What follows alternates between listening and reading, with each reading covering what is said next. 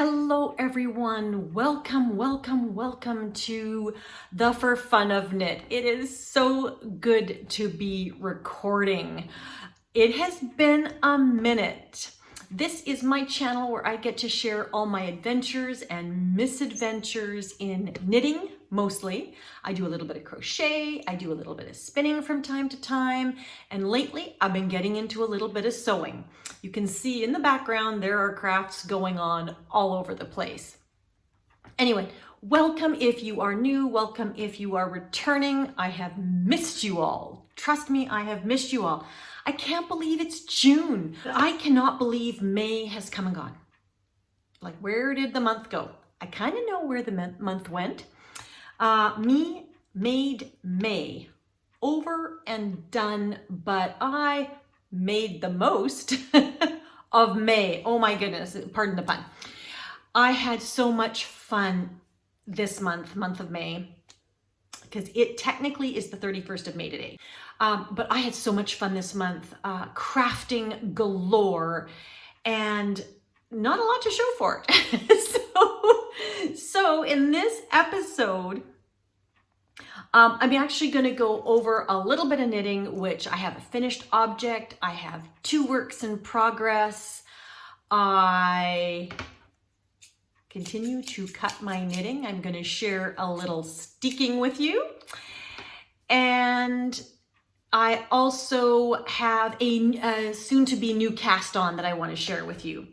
I'm also going to give you a little, very brief spin around my furniture in absentia craft room. Yeah, there's no furniture, which is why it's echoing. All my yarn is in boxes. I am still trying to figure out what I want to do with this layout.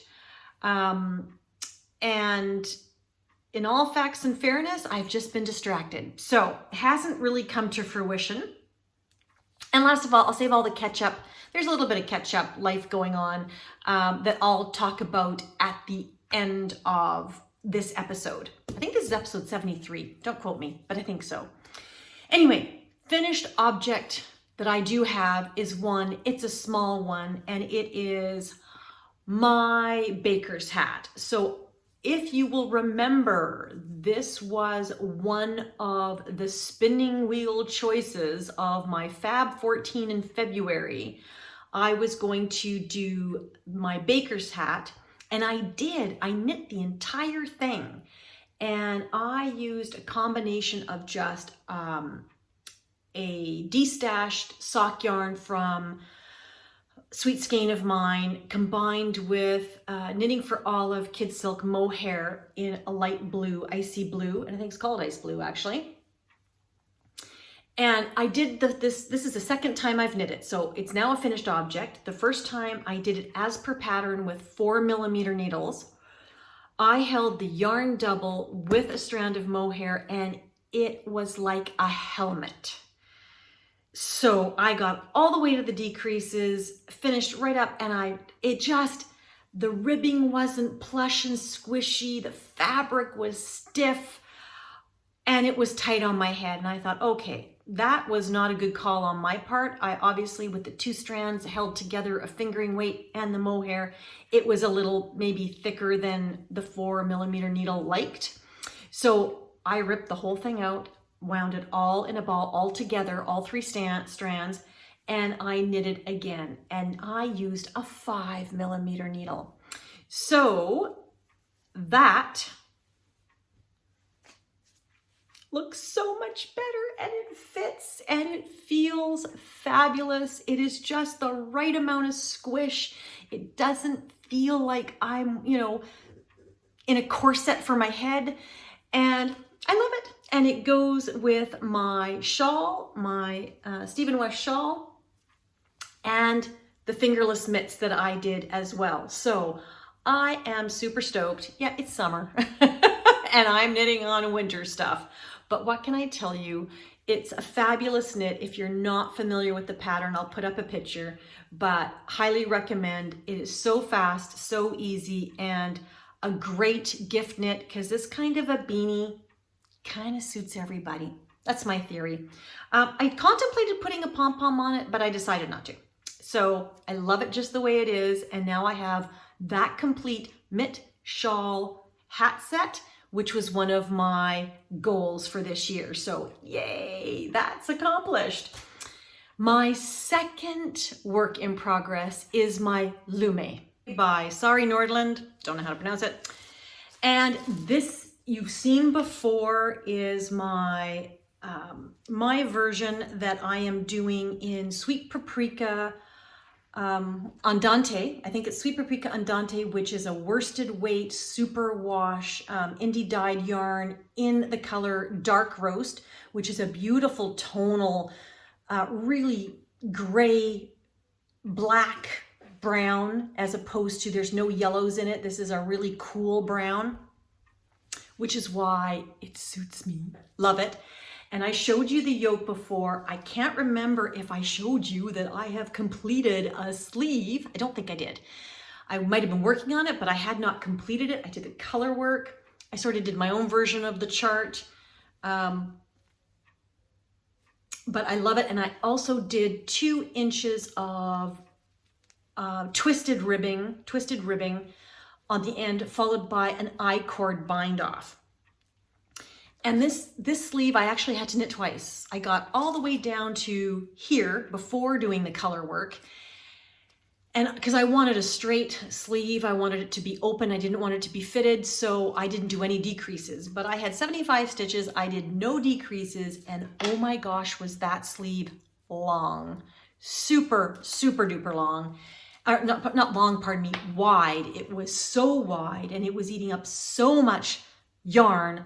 I only have a skein and a half left after this sleeve and what I'm doing to finish the cuff on the second sleeve and the body. So I'm a little worried. I'm a little worried in terms of yarn chicken to make sure I don't have to do too cropped a sweater. I'd like it to be a little bit longer.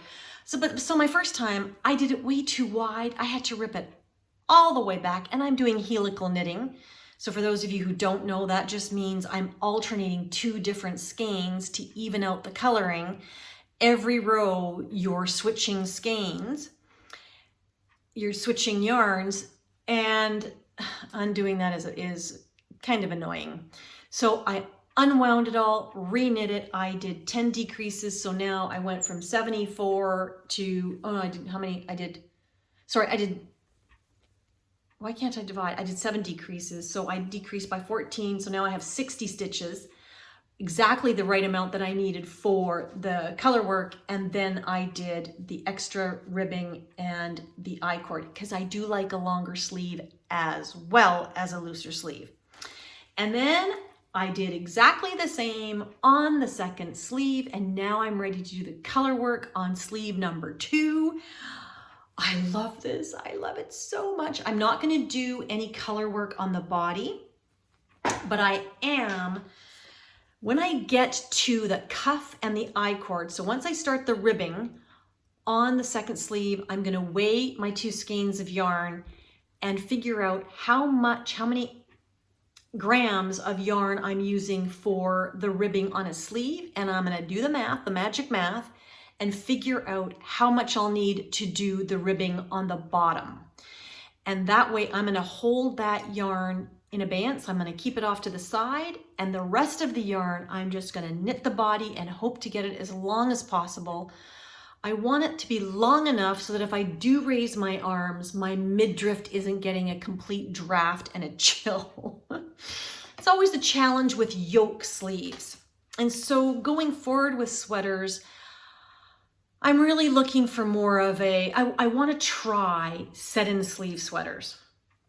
Because as much as I love a yoked sweater, when you raise your arms, then quite often the whole body's coming up with you. Really depends on the design of the sweater. But that said, I am loving this so very much, and I am pretty sure this is going to be a favorite staple in my winter wardrobe. Don't you love it? I make winter hats, winter sweaters. And I'm still knitting all the winter goodness. I'm not going to end up getting into summer knitting despite everything. So that was knit whip number 1, pardon me. Whip number 2 is on the floor at the moment. Now you've seen that sweater. That is my Festive Yoke by Skeindeer Knits, Ellie of Skeindeer. And it's a pullover that I decided to change into a cardigan by steeking it. So I'm going to share a little video with you of me steeking it. So we're going to go into the past a little bit because that's already steeked. I steeked it before I blocked it. I don't know if that's good or bad. But anyway, it's just drying now. But I'm going to share a video of me steeking it because as I did that, I ran into some adventures. So, or shall we say misadventures. And I always love sharing those with you. And that said, I am hoping that tomorrow I'll be able to finish that particular sweater and share with you, add some more video and share with you the outcome of the completed steek. So fingers crossed. But for now, let me just insert a little video here of me actually doing the steeking. So here is the sweater, the Festive Yoke sweater that I knit and I finished last Christmas already, or last year sometime. And it has been sitting waiting to be steeked. Now this was a yoke pullover sweater that I decided to make into a cardigan. And I have a very simple process for doing that. Whenever I convert a pullover to a cardigan, I add 7 to 11 stitches right in the center of the front yoke. And what I do is I purl the first stitch, knit across, halfway, purl another stitch, knit across 5 stitches, purl another stitch. And that way I know exactly where I'm picking up my stitches for the button band. And I also have a center purl stitch all the way down that is my cutting line. So it makes it very easy and makes it nice and straight. So first thing I have to do is I have to put a mat, a steeking mat or a felting mat. I just bought this from Amazon and it's just a whole bunch of layers of felt, and I stick it underneath in between the layers and I move it down as needed because obviously it's not as big as my sweater is. And then I also bought this felting needle from Amazon, but it allows me to steek, because you'll see when you unlock it, the punch needle goes down and you can see the needles coming out. And I literally put my mat underneath my steeking area, and then you do a whole bunch of up and down movements to felt the fiber all the way down the middle, and then you cut. So let's start steeking my sweater.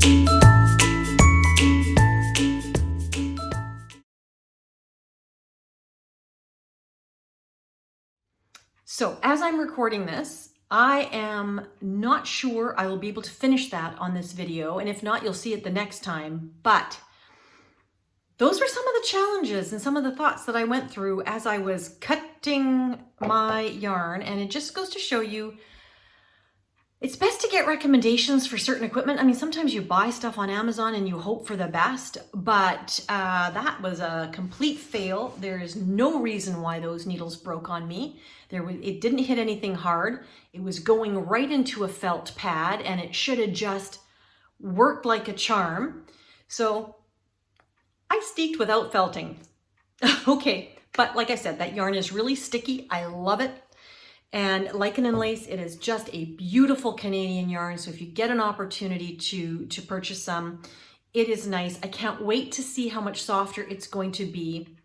And again, I'm really hoping that at the end of this video, I get to actually add how it came out.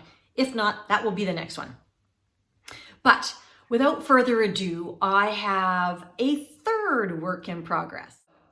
I have the next work in progress, the third work in progress, and a soon-to-be a brand new cast on are both test knits. I am super excited about these, but I'm saving a super special one for last, and you're just gonna have to wait and find out why it's so special.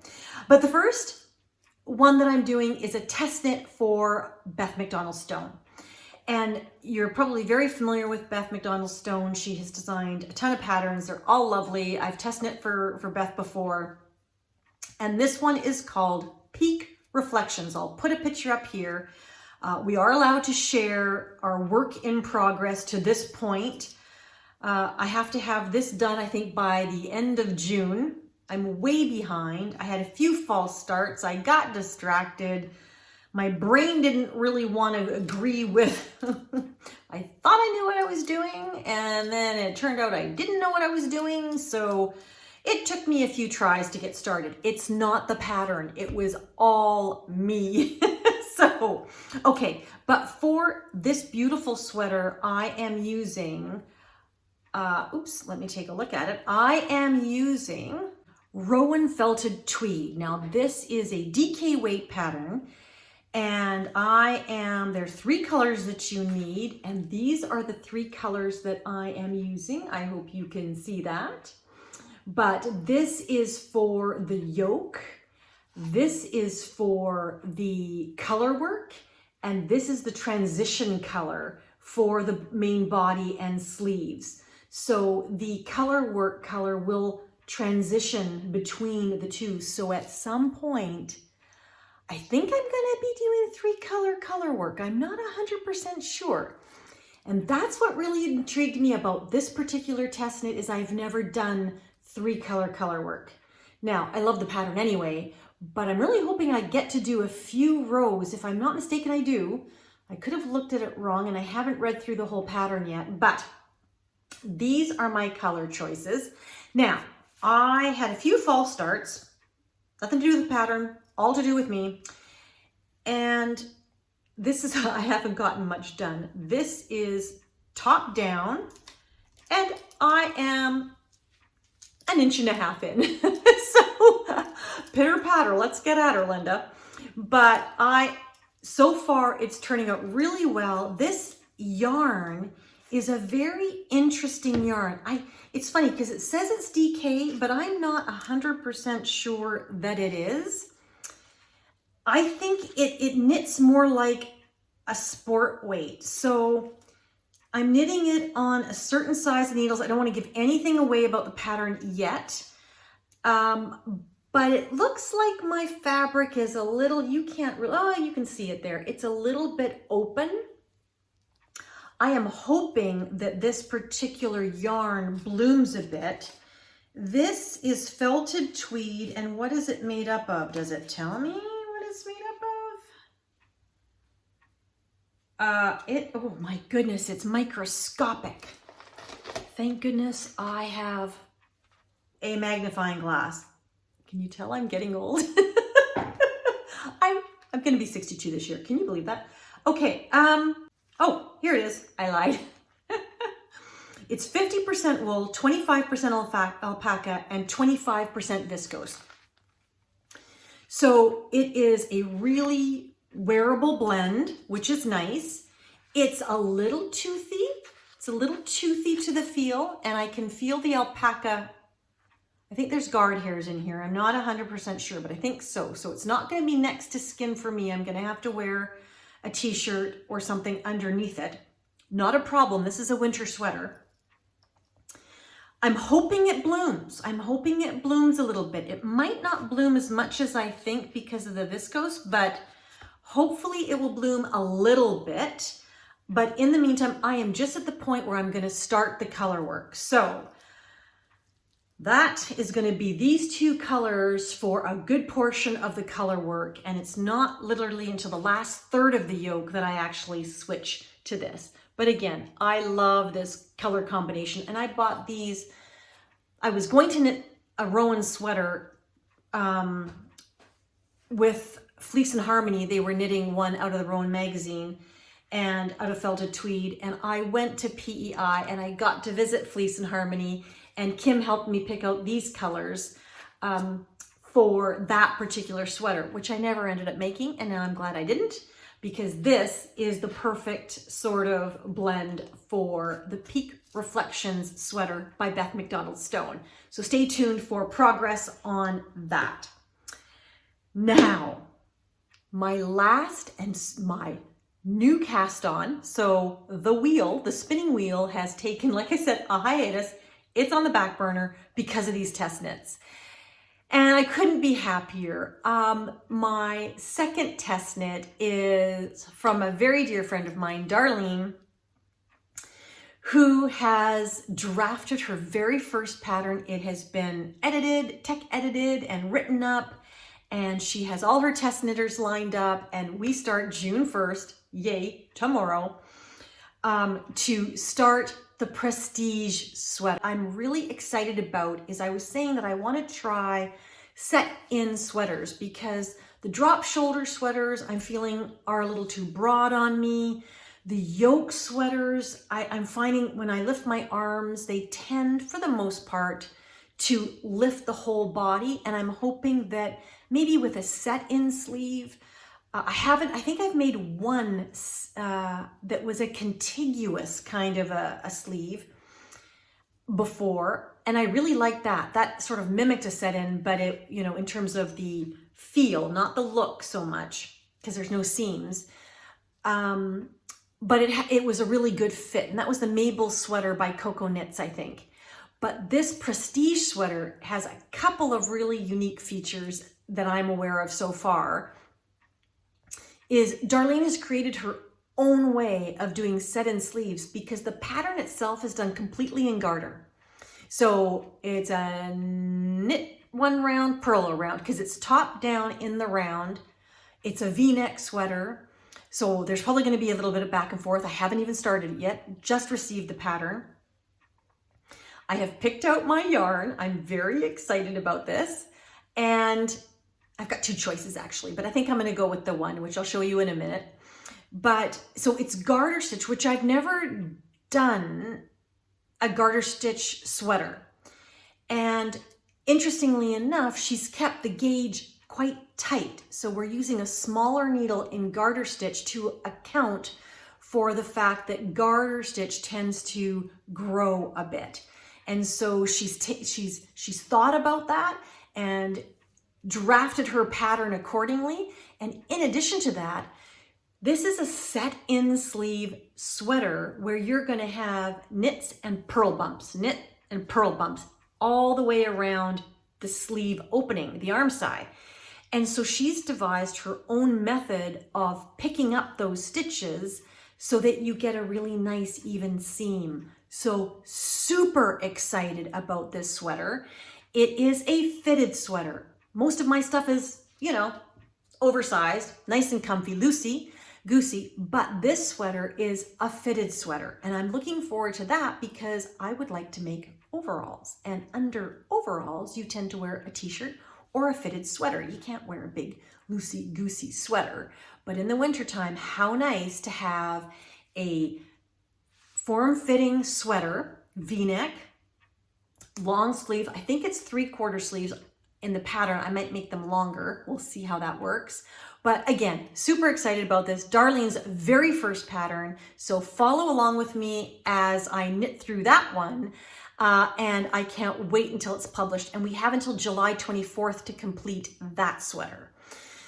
So I got lots of knitting on the go, hence the wheel. My Monday sweater and my lemongrass are just gonna have to wait because these two are commitments that I've made and I'm really excited about both. But before I go on, let me show you the yarn that I'm going to be knitting the Prestige sweater with. Hang on. I swear, you take a month off and I can't remember to get all my stuff organized so I don't have to keep getting up and stopping the video. Sorry, folks. But this is special yarn to me because Darlene used to volunteer for a non-profit yarn shop. And I aspired to use yarn that I purchased at this non-profit yarn shop. Once Upon a Sheep, but it closed down unfortunately, but this is an ode to Darlene. Not only did she design the pattern, but I wanted to use yarn that I purchased from the shop that she volunteered at because she's such a good soul. Now, Darlene, when you see this, you might say, Linda, that's not gonna work. So I'm hoping you don't say that. But I have these two cotton blend yarns. They're both, one is Katja Concept Cotton Cashmere, and the other is Creative Lacy Hazy Summer Cotton, which is a blend, I do believe, or is it 100% cotton? What is it? It is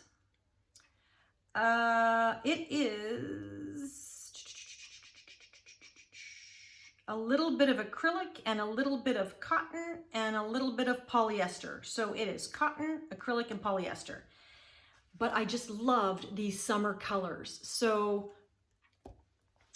I am going to alternate helical knitting as best I can. Is this gonna work when I knit flat? It'll have to work. Might be kind of complicated. Linda always likes to complicate it. So it might be stripy. Might be a little stripy. So I'll have to keep that in mind. I might be helical knitting every 2 rows, depending on how this works out. Darlene, I can already feel you rolling your eyeballs, but it's summer weight. If it's got a little bit of wool in it, it's got cashmere and it's got cotton, and I thought it would be a really nice, close to the body sweater that I am making overalls. I am making summer weight overalls, but also overalls for fall. And I just think these are such happy colors that even if, you know, in the wintertime, if I have to wear a little t-shirt underneath it to keep a little warmer, that's okay. But this has got cashmere. That's going to be a little bit warm. So I'm quite happy with these summer happy colors. So these are an ode to Darlene, and I'm hoping to use these. If not, I do have a backup that is merino, but I didn't want to use that if I didn't have to. I wanted to use my Darlene yarn. So we shall see if that's the case. So that is my knitting update at this point. Whew. There you go. So I have been crafting a lot, but I've also been doing other things. So let me now flip just to a quick, short little video. I'm going to walk around the room and show you all the different projects that I'm working on, whether they're knitting or not. And I'll come back to you in like literally 2 minutes. Okay, so there's the door to my craft room, and coming right in, this space here is supposed to be a built-in wardrobe, but I'm going to make that a TV center with a fireplace, like an electric fireplace.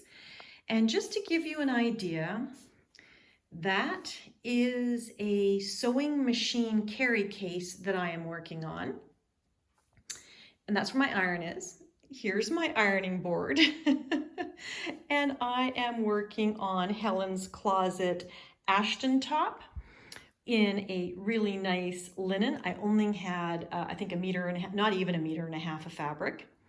And then, because I am an avid knitter, I'm showing you this at some point, which is my, what is it? My Festive Yoke cardigan.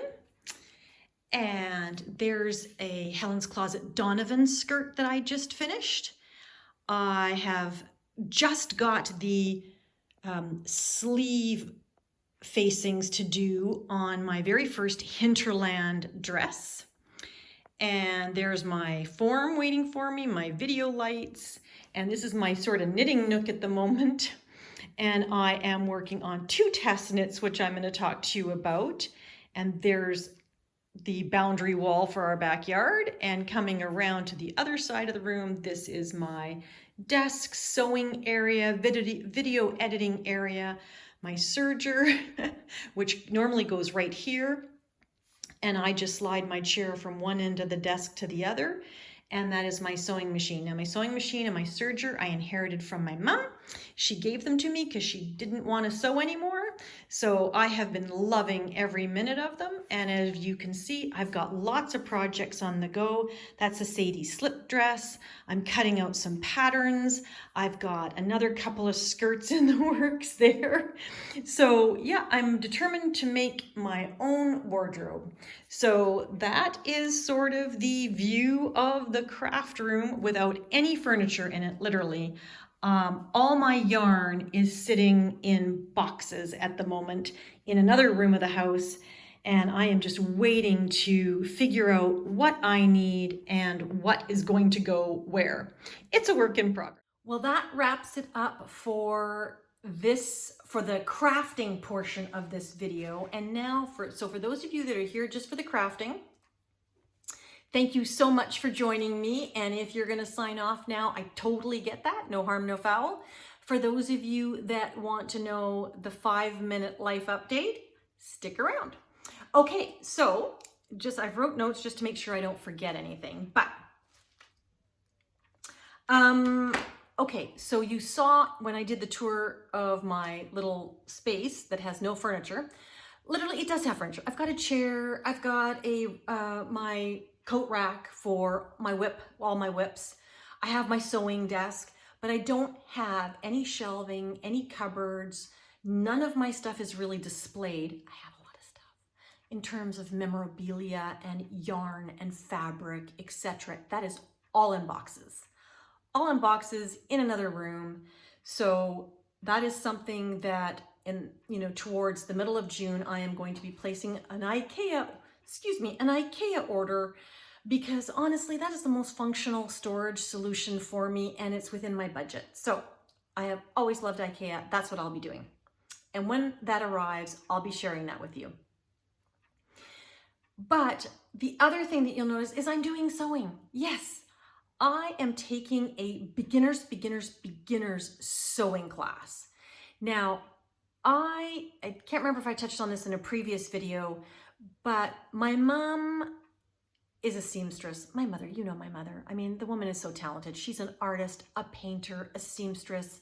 She sings, she does taekwondo, she golfs. My mother does everything. She's amazing. So way back in the day, she's a knitter. Way back in the day, when I was in high school, she made so many of my clothes. And I tried to make stuff. I think I took a home ec class in grade 9 or 10 and made an apron. I think I might have tried to make a skirt, a full round skirt for a Halloween costume at one point. It turned out horribly. So my success in sewing was not like my mother's. My mother had the patience for it, the artistic eye for it. She could match fabrics with patterns. She made my wedding dress for my first wedding, and hand beaded. It was phenomenal.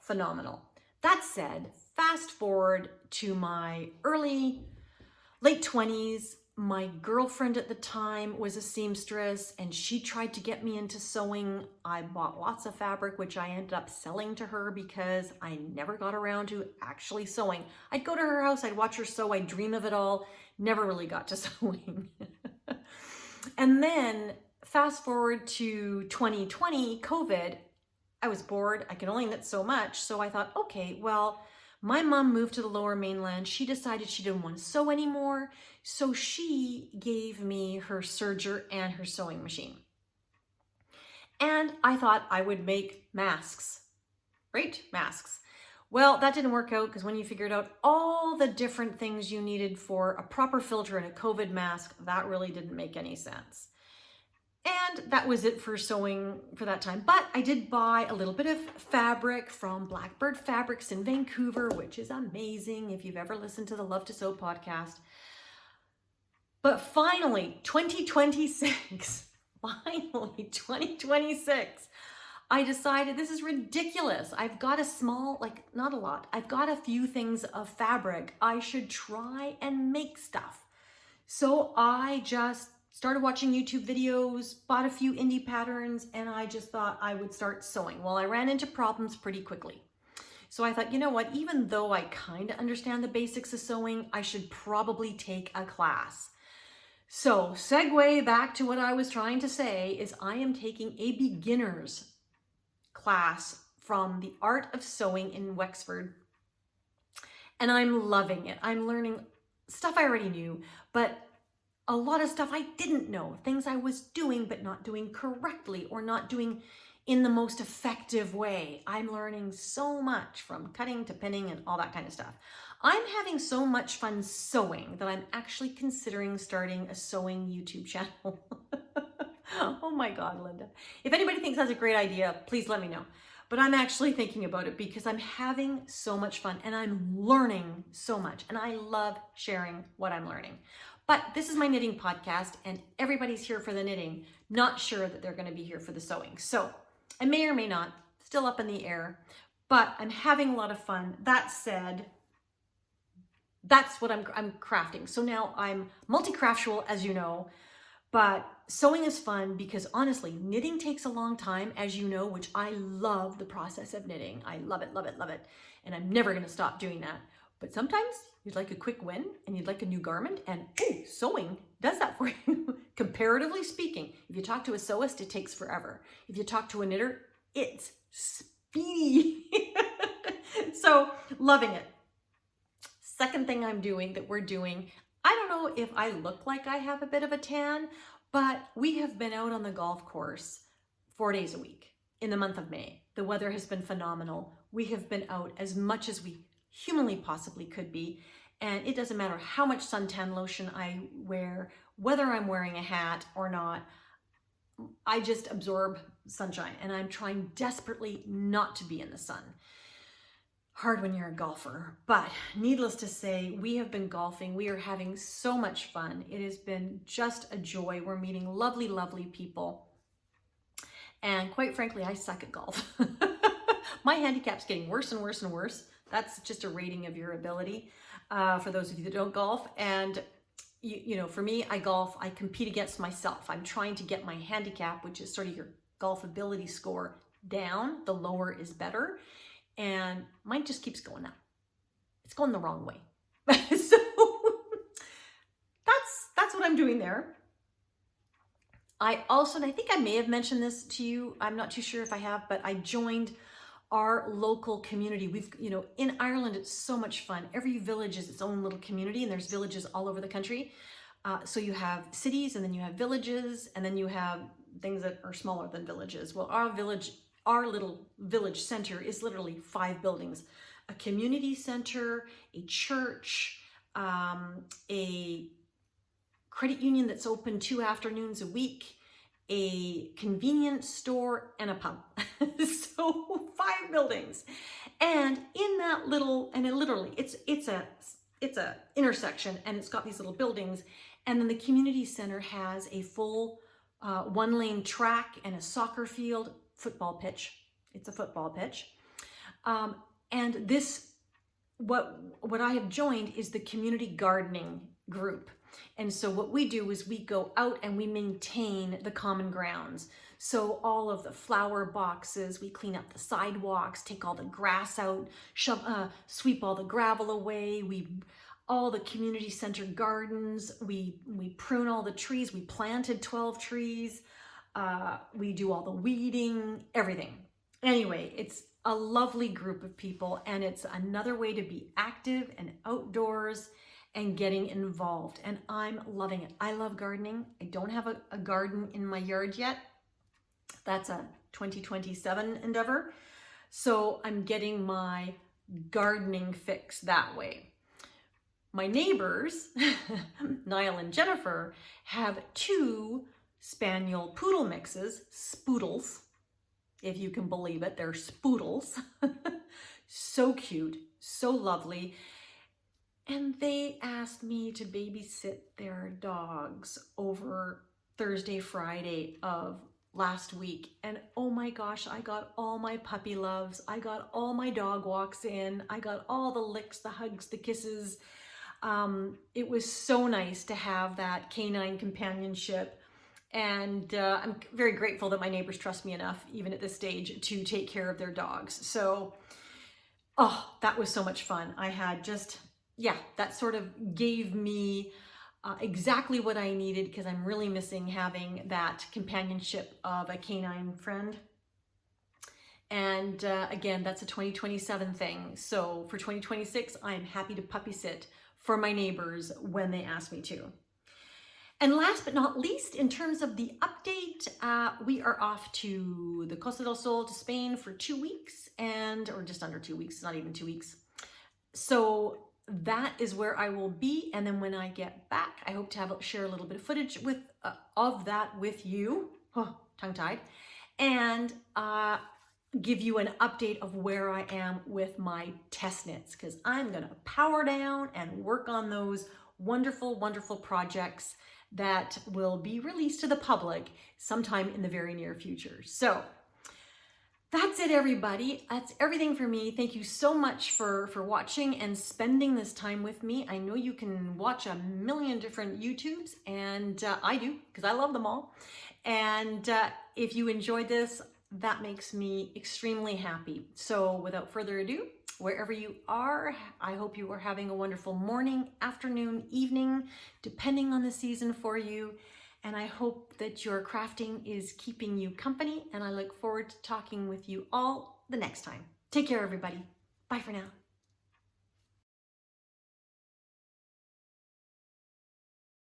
Okay, so I ended up cutting my sweater. And I don't know if you could tell in that video when I was cutting it, or when I was trying to felt it, that the felting needle completely disintegrated. There was no friction in terms of it wasn't hitting anything hard, but shows you by quality, not everything on Amazon is a great quality. So anyway, I decided, you know what? This is a very woolly wool. This is lichen and lace heathered sport. I love it. It is a woolly wool, non-superwash Canadian wool.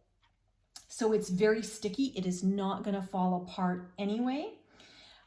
So what I'm going to do is, several craft fairs ago, or yarn festivals ago, I bought, is this called bias tape?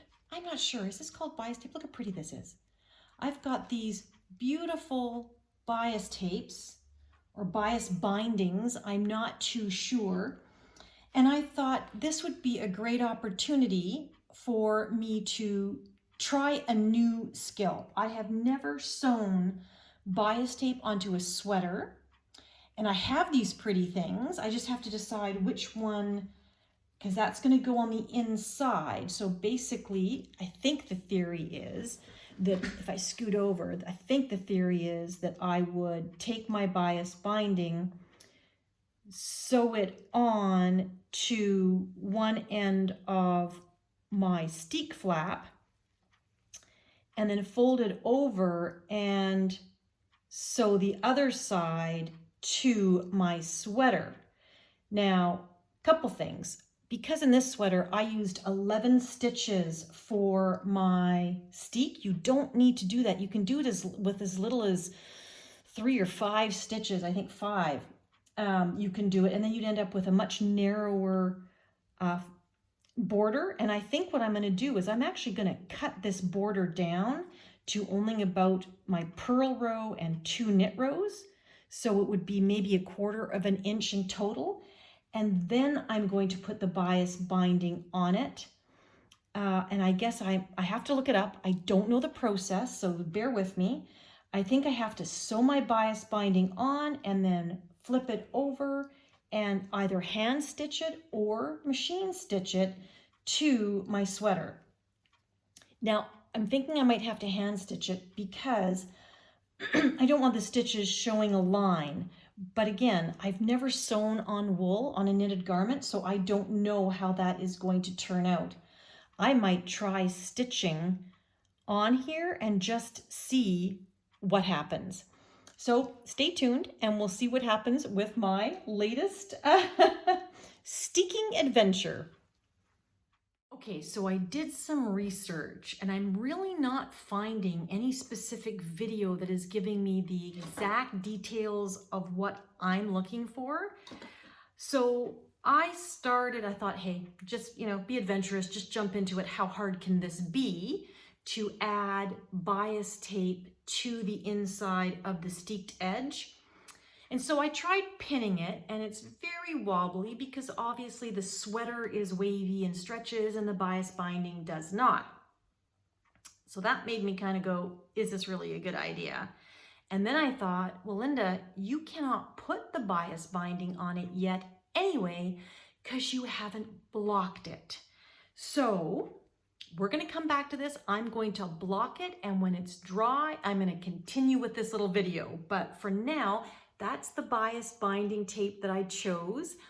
My sweater doesn't have any pink in it, but this had more of a fallish theme with a grayish background, and I just love it. So I'm determined now, I'm going to use bias binding somehow in finishing the inside of this sweater, and I'm going to keep looking for videos on, and if I find a good one, I will note it at the bottom of my video.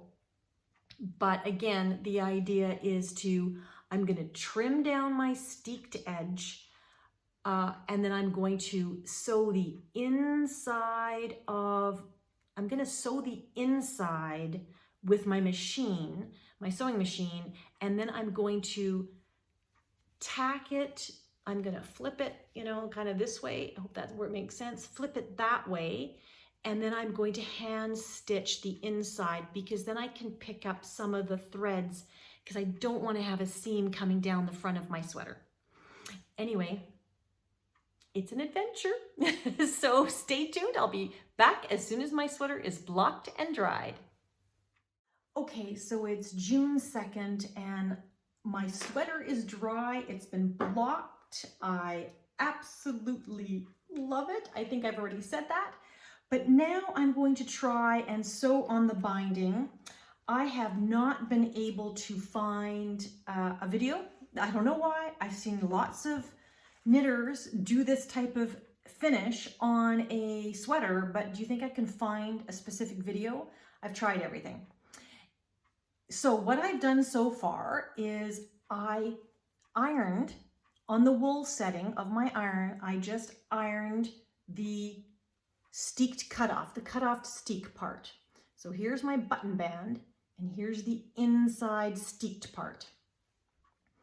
Now I just pinned the beginning. I'm not pinning the whole thing. Okay, I'm going by the seat of my pants. I really don't know what I'm doing, so let's hope this works. But I folded over the binding, sorry for the lighting, but I folded over the binding just so that the top edge wasn't too scratchy. I think the edges are still going to be a little scratchy, a little worried about that,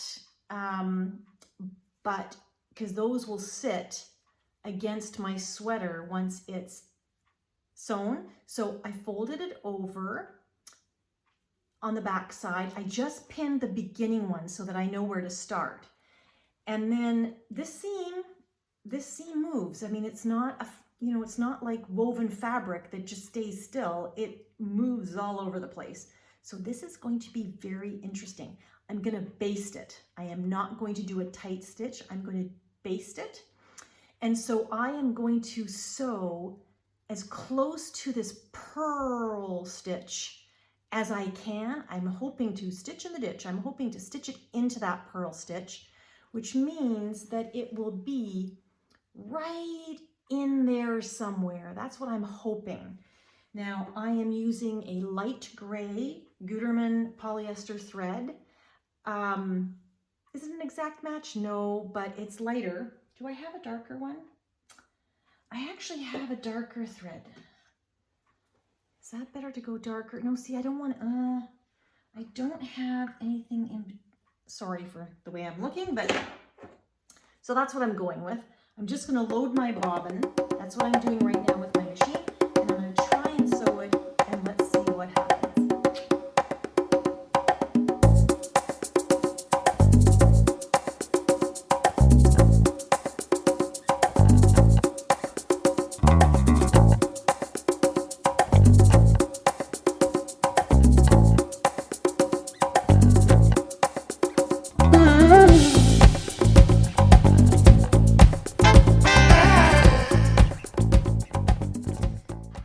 So we're going to try this again.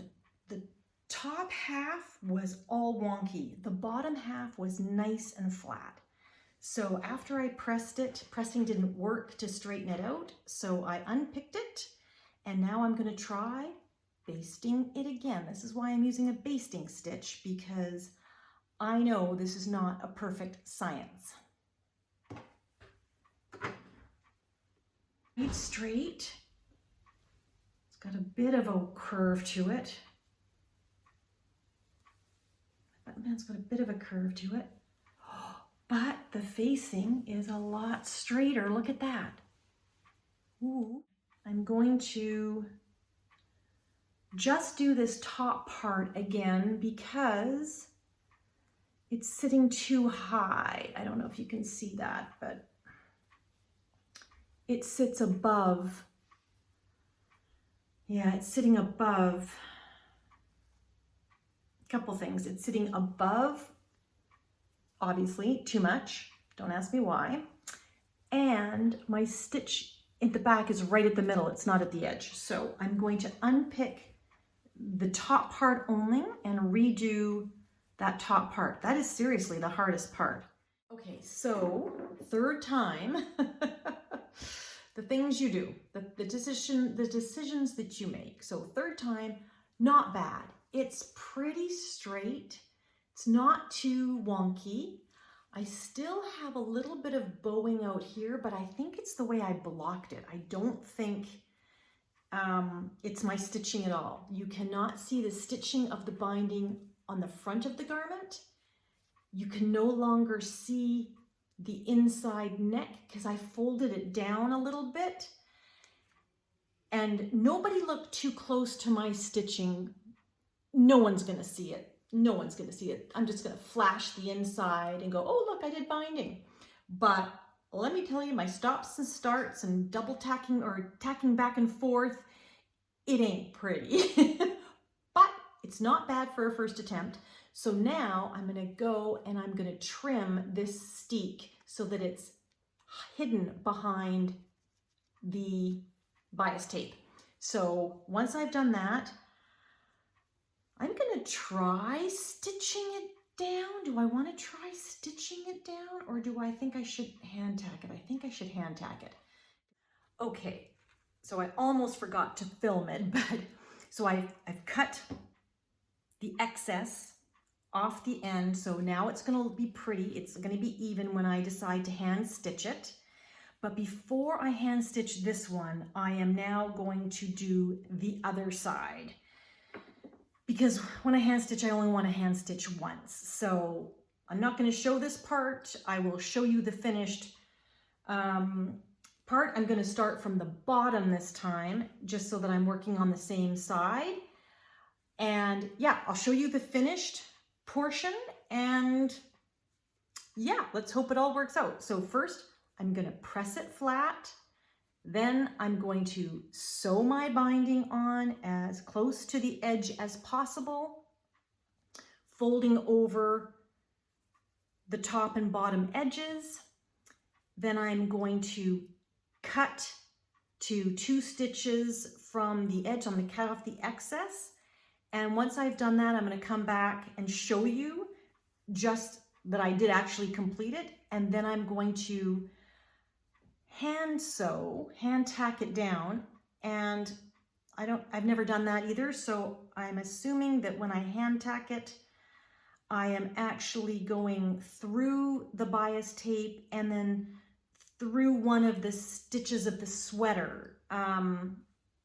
You know, so basically I'm going to, I think, sew close to this edge and then cross down, pick up a little bit of a stitch and then come through the binding and then back through the bind. I don't know how to stitch. I've never stitched. So you guys are all rolling your eyeballs at me laughing, but hopefully, hopefully when I finish this, I will have learned a whole bunch of new ways of doing things, even if I'm just winging it. Okay, I'll be back to you in a bit.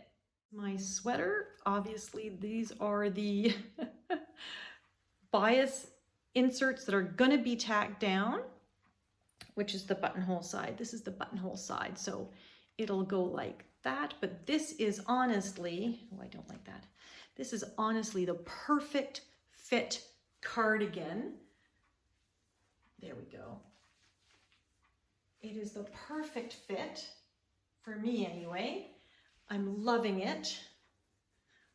The Festive Yoke cardigan, it's almost finished, so the next time you see this, it will have buttons and the bias tape will be sewn in, and I'll show you how I finished that. So stay tuned for the next video, folks. I won't be able to show it to you this time. But anyway, I'm so happy I got to do this much of it and show you the steeking and the putting on bias binding. What I would say is, do not be afraid to try things with your knitting, because it's just knitting, and if you're dealing with woolly wools, it's really hard to wreck your sweater. So you'd actually have to cut right into it. And even then, there's probably a patch for that when it comes to your knitting. But okay, there you go, my Festive Yoke cardigan with the bias tape on the inside.